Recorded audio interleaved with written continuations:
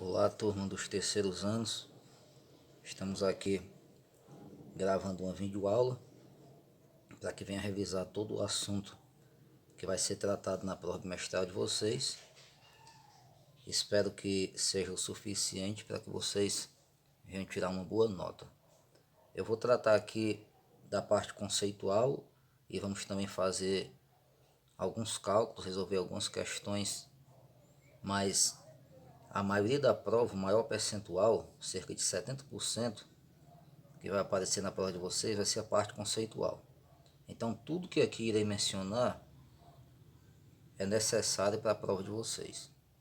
Tentarei ser objetivo para que não fique cansativo, mas vejam essa videoaula muitas vezes para que as dúvidas de vocês sejam realmente tiradas em tudo aquilo que vocês tiverem. Bom, o assunto de vocês foi dividido em duas partes, eletrostática e eletrodinâmica.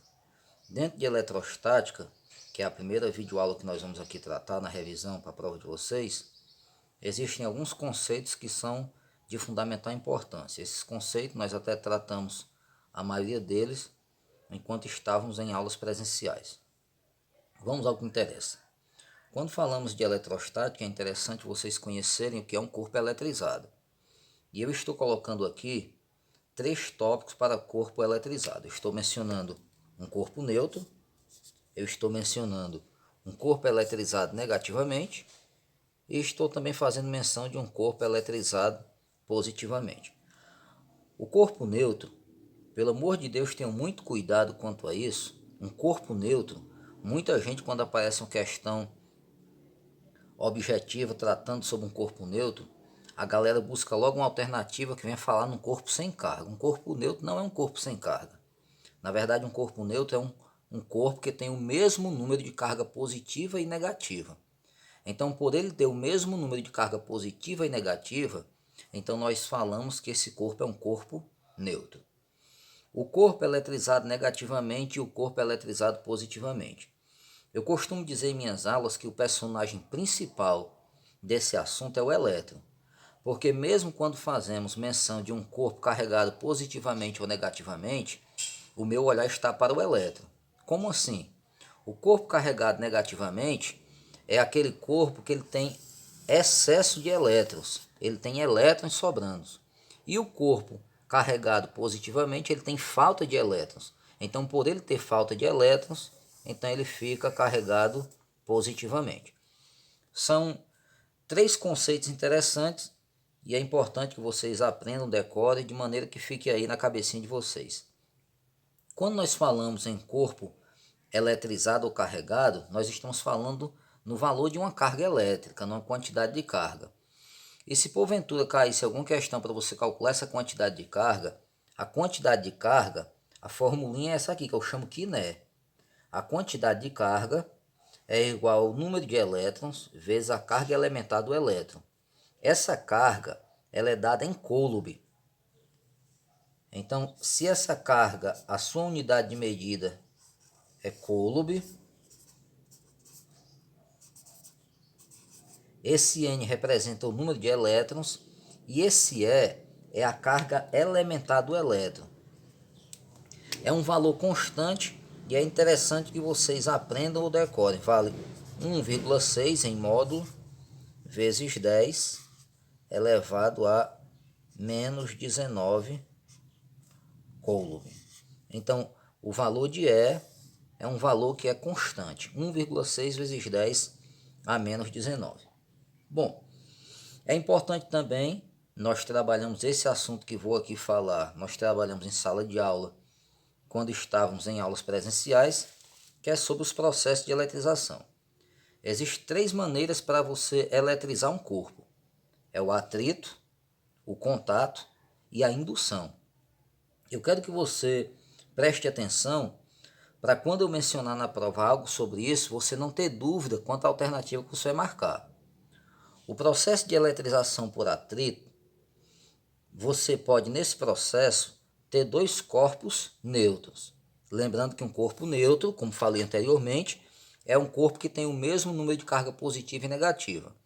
Então, o ato de atritar é você esfregar um no outro. Quando você está esfregando um no outro, então você está atritando.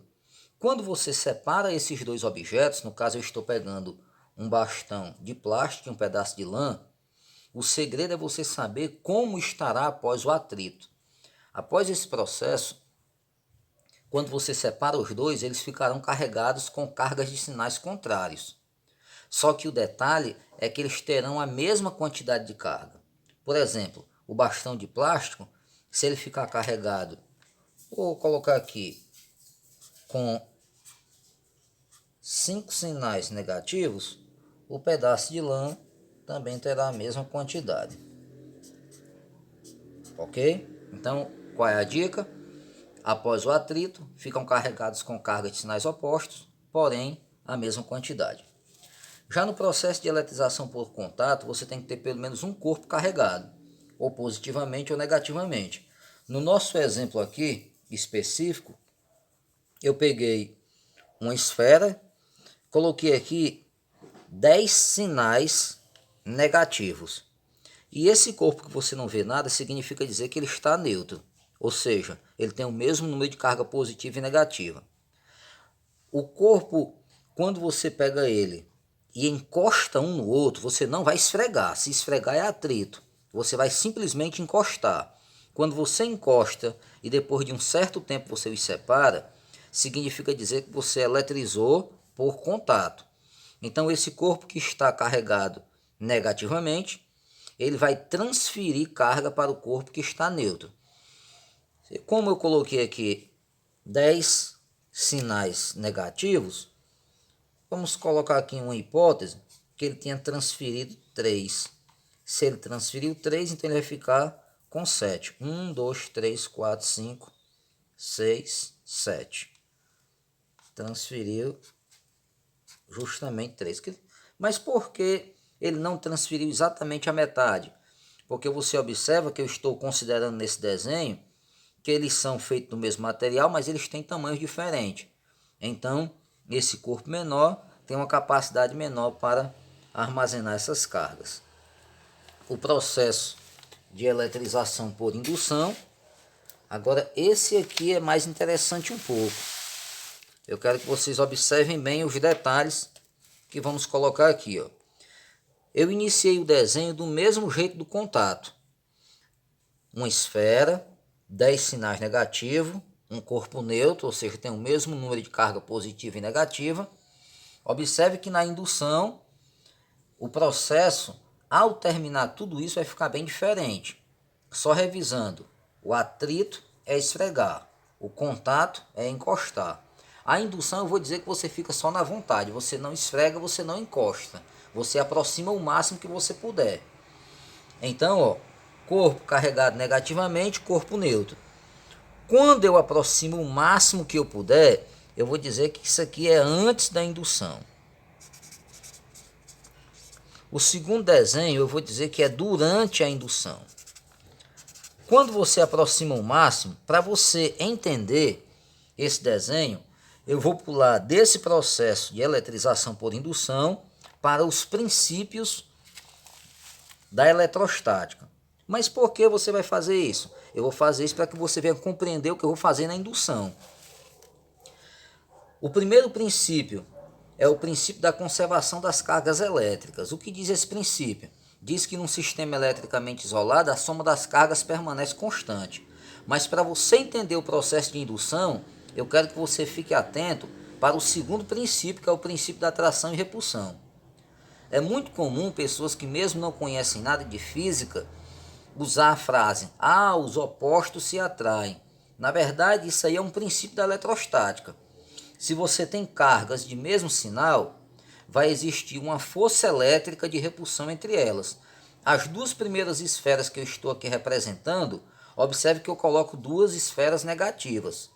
Se elas estão carregadas com o mesmo sinal, então a força elétrica entre elas é uma força elétrica de repulsão. Então vou colocar uma setinha repelindo para a direita e a outra repelindo para a esquerda. Eu vou representar a força por FEL, força elétrica. Então aqui é a força elétrica de repulsão. Mas eu poderia, no lugar de ter duas cargas negativas, eu poderia ter duas positivas. O processo seria o mesmo, as duas iam se repelir. Agora, se eu não tenho duas positivas, não tenho duas negativas, ou seja, não tenho o mesmo sinal, mas eu tenho duas esferas com sinais contrários, ou seja, uma positiva e a outra negativa, a força elétrica entre elas é uma força elétrica de atração. Então, vou representar aqui uma setinha de um lado e uma setinha do outro, dizendo que elas estão se atraindo devido estarem com os sinais contrários. Agora eu vou voltar para o terceiro processo de eletrização, que é a indução. Uma vez entendido o segundo princípio da eletrostática, que é o princípio da atração e repulsão, aí eu venho para cá. Antes vocês já viram como estavam as esferas. Durante, eu só fiz pegar essa esfera e aproximei o máximo que eu podia do corpo que está carregado negativamente. Aproximei, porém não encostei, porque senão será um contato. Então, quando eu aproximo, o que vai ocorrer? Ora, se eu sei que cargas de sinais contrários se atraem, então eu posso dizer que esse corpo que está carregado negativamente vai atrair as cargas positivas. Para onde? Para a extremidade mais próxima dele. Em contrapartida, as cargas que têm o mesmo sinal, ou seja, se ele está carregado negativamente, ter o mesmo sinal, são as cargas negativas. Então ele vai repelir as cargas de mesmo sinal. Ele vai repelir justamente para a extremidade mais distante. Observe que o corpo continua neutro, mas agora de uma forma organizada. 3 cargas positivas, 3 negativas, mesmo número de carga positiva e negativa, o corpo é neutro.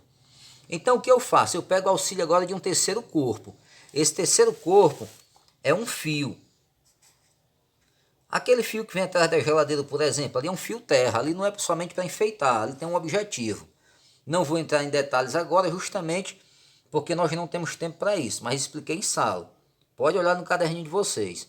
Então, quando eu ligo esse fio justamente nessa extremidade onde estão os elétrons, esse fio ele vai servir como caminho para que esses elétrons vão para a Terra, que eu estou aqui representando por esses 3 tracinhos. Então, se eles passam para a Terra, esse corpo, agora, que anteriormente era um corpo neutro, ele vai ficar carregado positivamente. Por que vai ficar carregado positivamente? Porque os elétrons que aqui estão vão passar para a Terra por esse fio, então esse corpo vai ficar com falta de elétrons. Está lembrado da definição de um corpo carregado positivamente? Um corpo carregado positivamente é um corpo com falta de elétrons. O elétron é o personagem principal para esses conceitos. Então observe que nós trabalhamos aqui muitos conceitos e vou elaborar algumas questões com isso que eu tratei com vocês aqui nessa primeira parte. Bom, vou pegar aqui a nossa lousa, vou virar ela e agora vamos falar de lei de Coulomb, força elétrica. Bom, como nós aprendemos, a força elétrica ela sempre atua aos pares de cargas.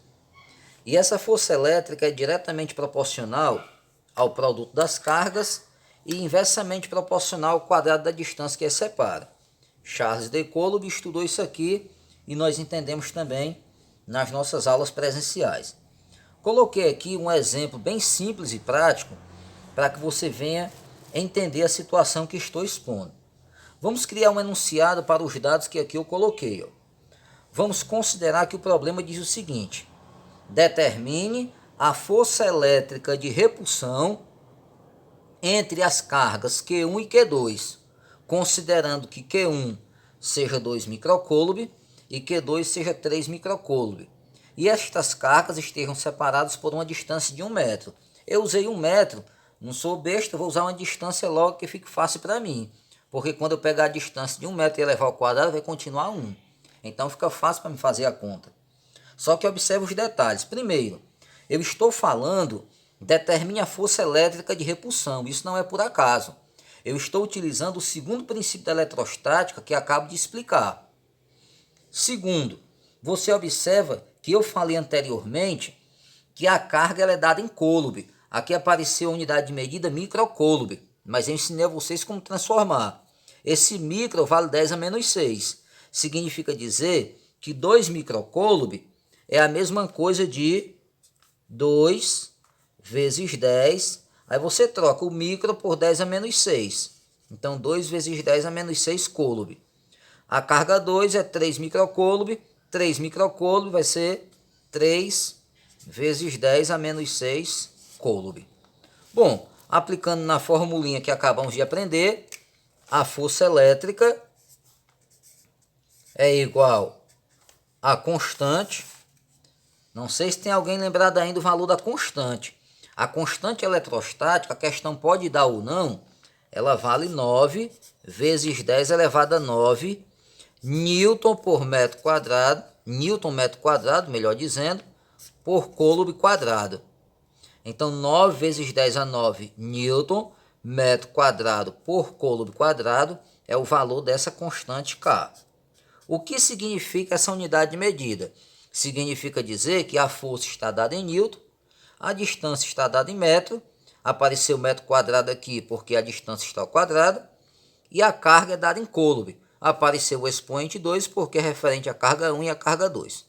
Bom, substituindo esse negócio, a constante é 9 vezes 10 a 9, vezes a carga 1 é 2 vezes 10 a menos 6, vezes a carga 2 é 3 vezes 10 a menos 6, e a distância é de 1 metro, é a distância entre as cargas, então é 1 ao quadrado.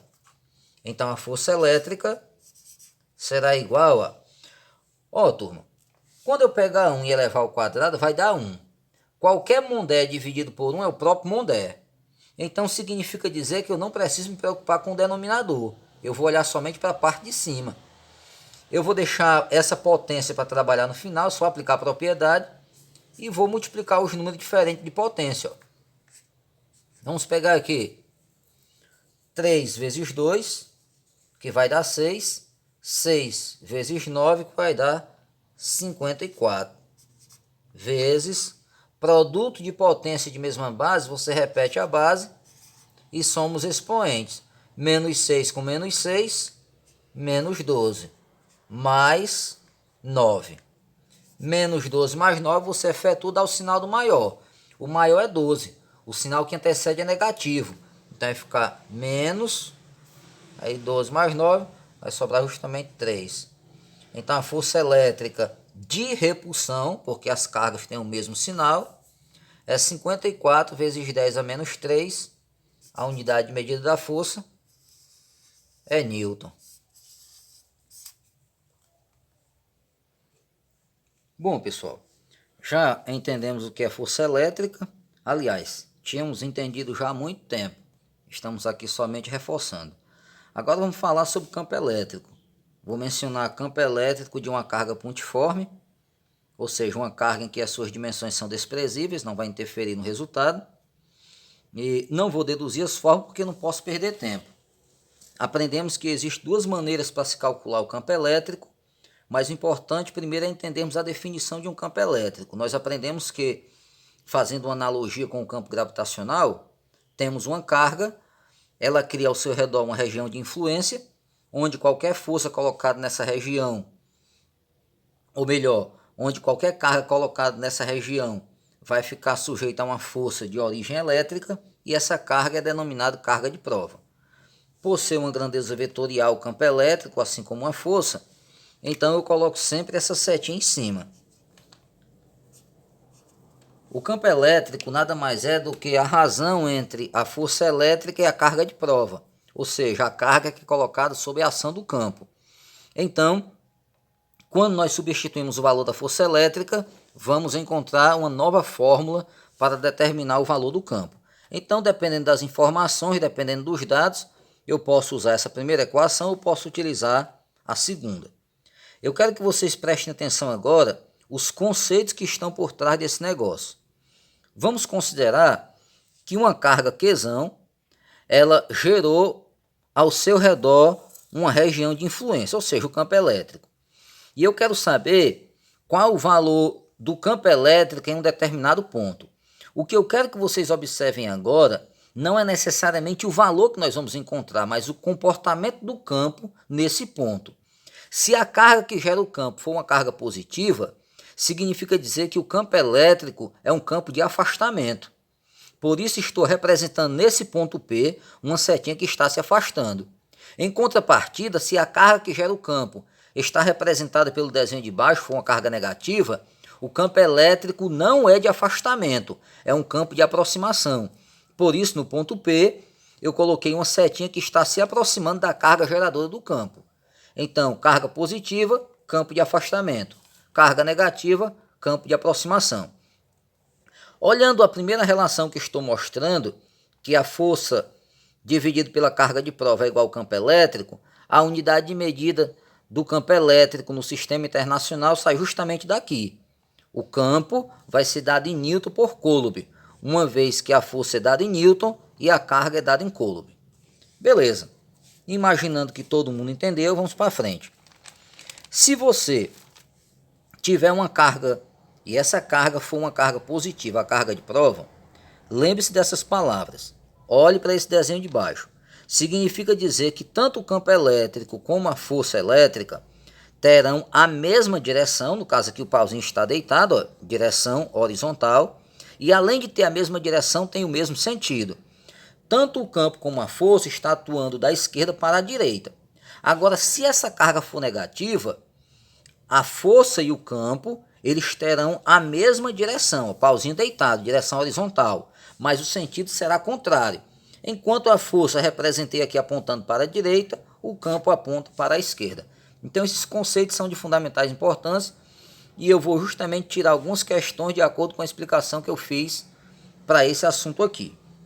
Então dá para a gente elaborar muitas e muitas questões dentro da minha fala nessa primeira parte. Mas agora eu preparei uma questãozinha para entendermos um pouco aqui, em termos de cálculo, como se encontra o campo elétrico em um dado ponto. Fiz o desenho, coloquei alguns valores e agora vamos criar o enunciado. Vamos considerar que um problema diz o seguinte: duas cargas, Q1 e Q2, são separadas por uma distância de 30 centímetros, de acordo com os dados que eu coloco aqui. Sabendo que essas cargas são iguais a 8 vezes 10 a menos 5 Coulomb, o que você observa é que tanto a carga 1 como a carga 2, além de ter o mesmo valor, tem o mesmo sinal. E neste caso elas são positivas.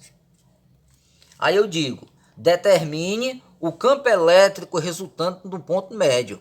Ora, se elas estão separadas por uma distância de 30 centímetros e eu quero saber o campo resultante no ponto médio, então você vai ter que, primeiramente, antes de fazer uma continha, você vai fazer uma análise da questão. Em outras palavras, é como se você fosse resolver ela qualitativamente.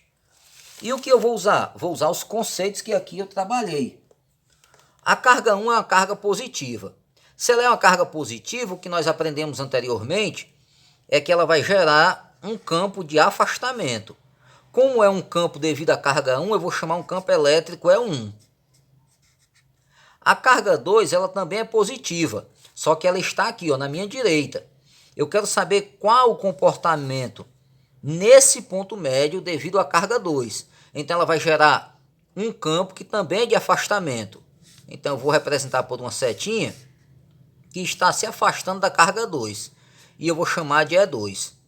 A relação que nós aprendemos, se eu estou falando em carga geradora de campo e eu estou falando em distância, é óbvio que a fórmula que fica melhor para mim é essa aqui, ó. Tenho duas relações.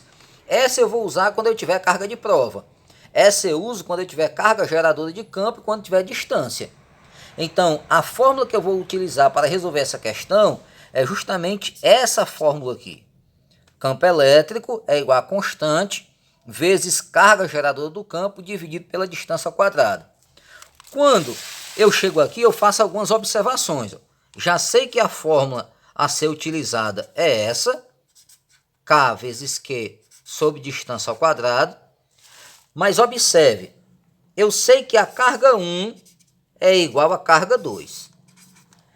Eu sei ainda que a distância da carga 1 ao ponto médio é a mesma distância do ponto médio até a carga 2. Ou seja, a distância D1 é igual à distância D2. Eu sei que a constante é o mesmo valor. A constante vale 9 vezes 10 a 9. O que eu posso concluir com isso? É que o campo elétrico E1 será igual ao campo elétrico E2. Ora, se o campo elétrico E1 é igual ao campo elétrico E2, eu venho aqui e observo que o campo elétrico E1 aponta para a direita. O campo elétrico E2 aponta para a esquerda. Imagine que fossem dois homens que tivessem a mesma força puxando um objeto, puxando, por exemplo, uma mesa, em sentidos contrários. Para onde esse objeto ia se mexer? Ora, ele ia ficar justamente no mesmo ponto, se os homens tivessem força iguais e estivessem puxando em sentidos contrários. O que eu estou dizendo com isso é que o campo resultante ele é igual a campo elétrico E1 menos campo elétrico E2. Essa resolução é desse exemplo 2, não esqueça. Não olhem para esse exemplo aqui por enquanto. Não olhem para isso aqui. Eu estou tratando deste probleminha. Então, se E1 é igual a E2 e eu sei que o campo resultante é um menos o outro, o campo resultante será igual a um número menos ele mesmo, vai ser igual a zero. Fisicamente falando, o campo resultante no ponto médio, nesta situação descrita, ele é nulo. Agora, se você considerar os mesmos dados desse exemplo, dessa questão, e você considerar esse desenho que aqui ó, eu estou circulando, você vai observar o seguinte: as cargas são as mesmas, mas eu estou dizendo que a carga 2 é negativa e a carga 1 é positiva. Distância de 30 centímetros, campo resultante no ponto médio. Aí você vem e faz a análise. Ó. Carga 1 é positiva, o campo é de afastamento. Eu vou chamar aqui de E1. O campo elétrico E2 eu vou representar um pouquinho mais embaixo.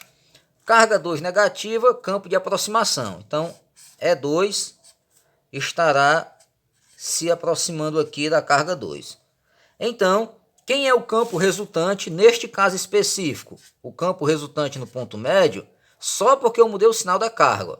Será o campo E1 mais o campo E2. Então, nesse caso, você pega as informações e vai substituir. Constante 9 vezes 10 a 9, o valor da carga substitui, a distância está em centímetro, você transforma em metro, porque no sistema internacional a distância é dada em metro, substituiu aqui, aí fica moleza para vocês. Então, expus duas situações para campo elétrico, e isso aqui é suficiente para resolver qualquer questão que venha tratando desse assunto.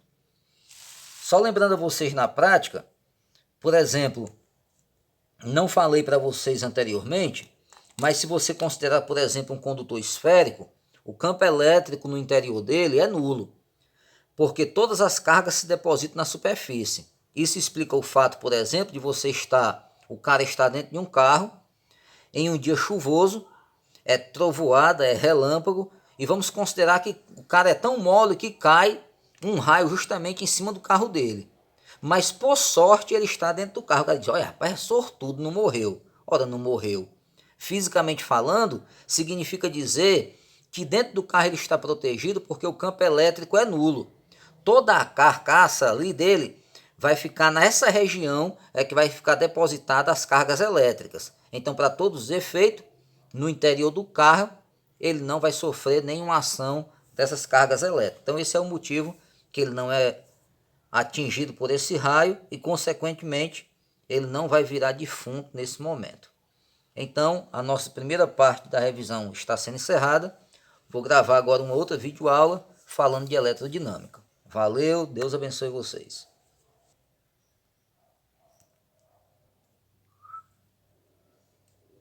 Terceiro ano, revisão parte 2. Iremos falar agora de eletrodinâmica. O vídeo anterior ficou um pouco extenso. Tentarei ser breve aqui, pai, porque o negócio não dá para resumir mais do que já estou fazendo o possível para resumir.